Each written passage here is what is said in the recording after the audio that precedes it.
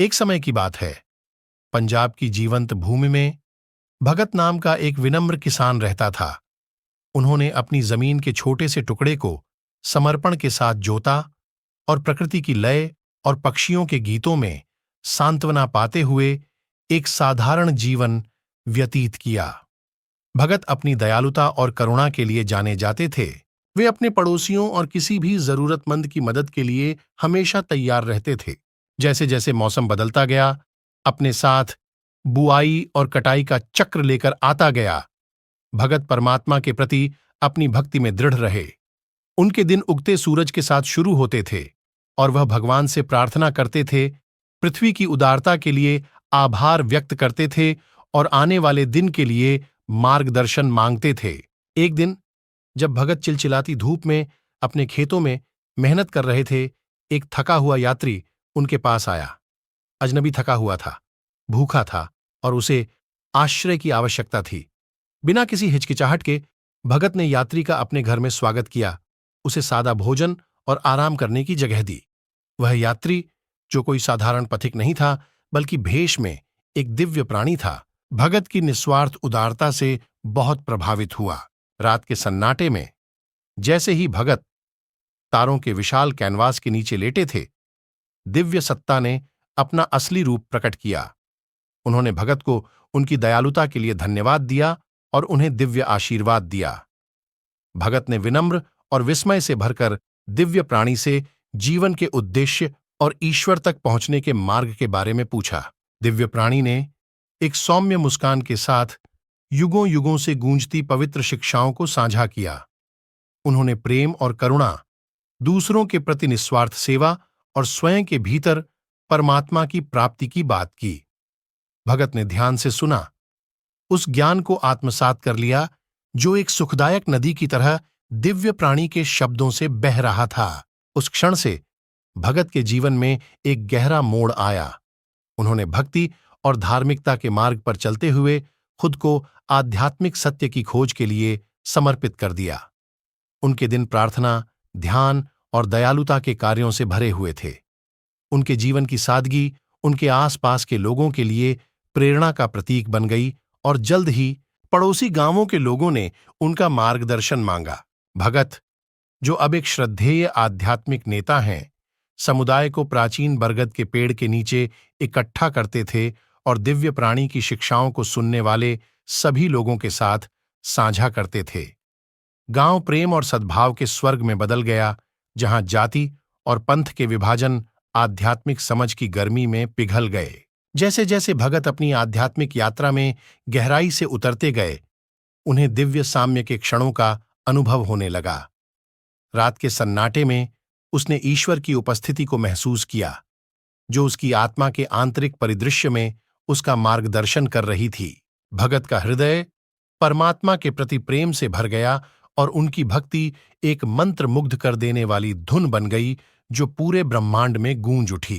फिर भी ईश्वर तक पहुंचने का मार्ग चुनौतियों से रहित नहीं था।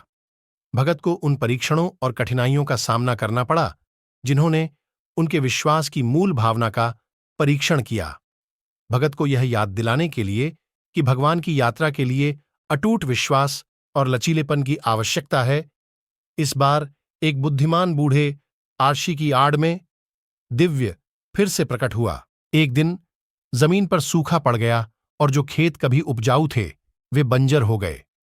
हताश और निराश ग्रामीण सांत्वना के लिए भगत के पास गए।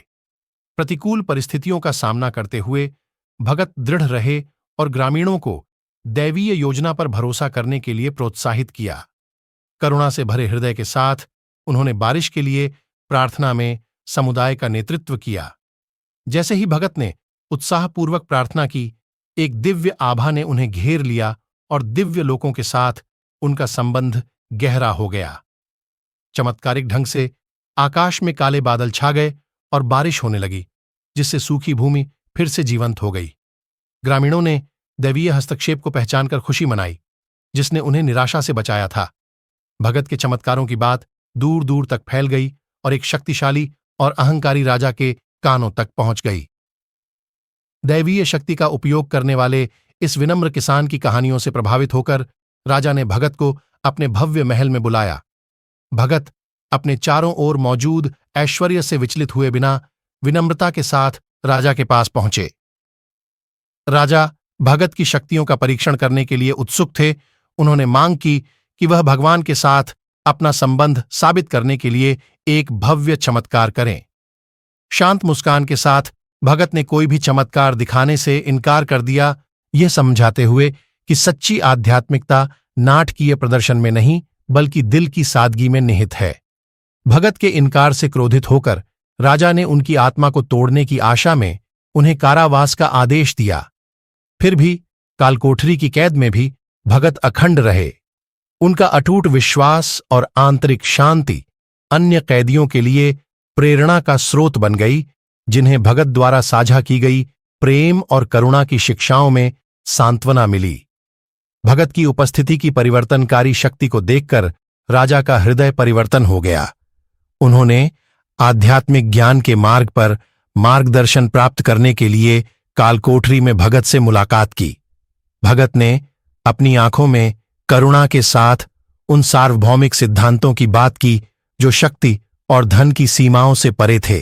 भगत की बुद्धिमत्ता से प्रभावित होकर राजा ने उनकी रिहाई का आदेश दिया और अपने राज्य में न्याय और करुणा के एक नए युग की घोषणा की। भगत, जो अब स्वतंत्र थे, ने पवित्र शिक्षाओं को दूर दूर तक फैलाने का अपना मिशन जारी रखा। उनके भक्त बहुत बढ़ गए और उनका प्रभाव देश के दूर दूर तक पहुंच गया।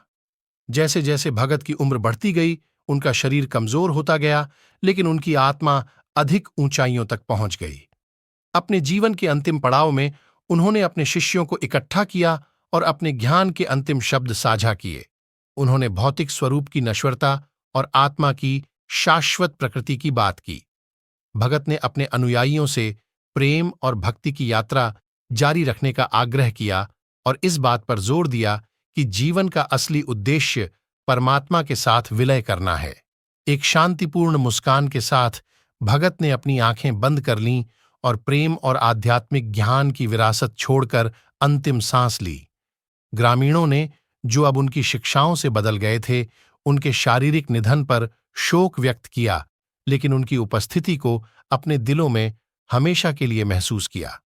और इस प्रकार भगत और भगवान की पवित्र कहानी एक कालजयी कहानी बन गई, जो युगों युगों तक प्रेम, करुणा और अटूट विश्वास की परिवर्तनकारी शक्ति की याद दिलाती रही। वह बरगद का पेड़, जिसके नीचे भगत ने दिव्य शिक्षाएं साझा की थीं, एक तीर्थ स्थान बन गया, जहां जीवन के सभी क्षेत्रों से साधक अपने भीतर की दिव्य चिंगारी से जुड़ने के लिए एकत्र हुए। जीवन की टेपेस्ट्री में भगत की कहानी एक जीवंत धागा बनी रही, जो उन लोगों के दिलों में अपना रास्ता बनाती रही जिन्होंने प्रेम और भक्ति का मार्ग अपनाया।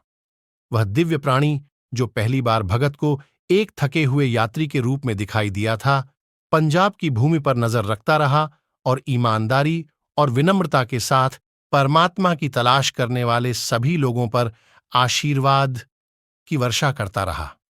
और इस प्रकार भगत और भगवान की पवित्र कहानी जीवित रही, प्रेरणा की एक शाश्वत लौ, जिसने आने वाली पीढ़ियों के लिए आध्यात्मिक जागृति का मार्ग रोशन किया।